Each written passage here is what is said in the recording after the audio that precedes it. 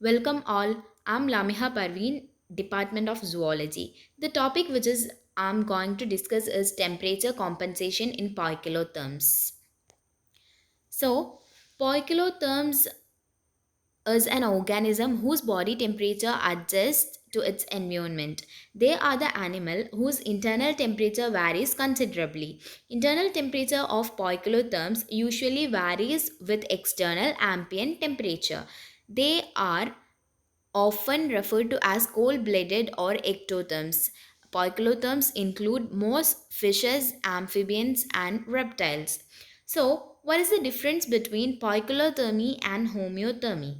As we discussed before, poikilotherms have relatively variable body temperature and they get heat from the environment, hence they are called ectothermal animals. Examples are fishes and reptiles. Homeotherms, which is opposite to poikilotherm, have a constant body temperature and they can regulate their own body temperature and they get heat from the body. Example, birds and mammals. Poikilotherm represent most of the organism on earth and they have to survive and adapt to environmental stress. One of the most important stresses is temperature change, which can lead to alternation in membrane lipid order and can cause protein unfolding and denaturation of at elevated temperatures. It is the opposite of a homeotherm, an animal which maintains thermal homeostasis. Homeostasis, which stands for the body attempt to maintain a constant and balanced internal environment. Poikilotherm animals must be able to function over a wider range of temperatures than homeotherms. The speed of most chemical reactions vary with temperature, and in order to function, poikilotherms may have 4 to 10 enzyme systems that operate at different temperatures for an important chemical reaction.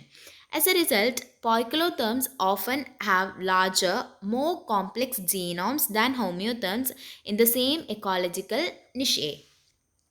Various physiological adaptations are exhibited by poikilotherm to thermal stress. Many species of poikilotherm achieve a homeothermic state by rising behavioral adaptation such as basking.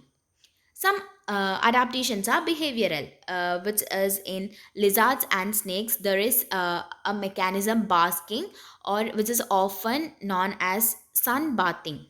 Here, lizards and snakes bask in the sun in the early morning and late evening and seek shelter around noon. The eggs of the yellow faced bumblebee are unable to regulate heat, a behavioral adaptation to compact this is incubation, were to maintain the internal temperatures of eggs. The queen and her workers will incubate the brood almost constantly by warming the abdomens and touching them to the eggs.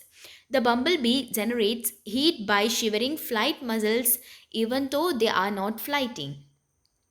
Termite mounds are usually oriented in a north south direction so that they absorb as much heat as possible around dawn and dusk and minimize heat absorption around noon.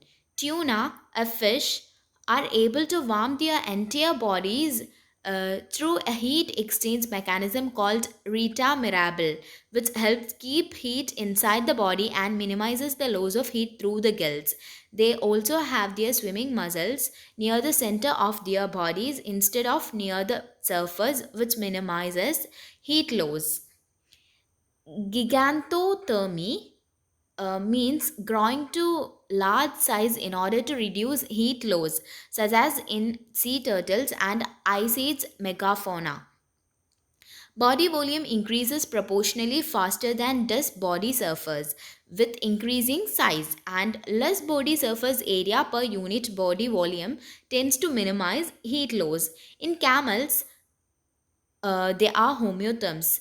Thermoregulate using a method termed temperature cycling to conserve energy. In hot deserts, they allow their body temperature to rise during the day and fall during the night, adjusting their body temperature to cycle over approximately 6 degrees. Molecular mechanism include antifreeze proteins. They are protein-bound ice crystals that accumulate inside their body, resist freezing, thereby regulating the body temperature. And the topic is over. Thank you.